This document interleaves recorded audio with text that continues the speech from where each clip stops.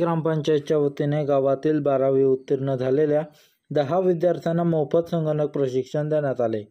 प्रशिक्षण पूर्ण केल्यानंतर सर्व लाभार्थी विद्यार्थ्यांना सरपंच संदीप सावंत यांच्या शुभ हस्ते प्रमाणपत्र वाटप करण्यात आले। यावेळी ग्रामसेवक युवराज बोराडे, लक्ष्मण गाडेगावकर, उमेश गाडेगावकर आदी उपस्थित होते। शासकीय नोकरीसाठी अनिवार्य असलेला MSc IT हा संगणक कोर्स वागदे ग्रामपंचायतद्वारे विद्यार्थ्यांना टॅलेक्स अकॅडमी येथे पूर्णतः मोफत शिकविण्यात आला।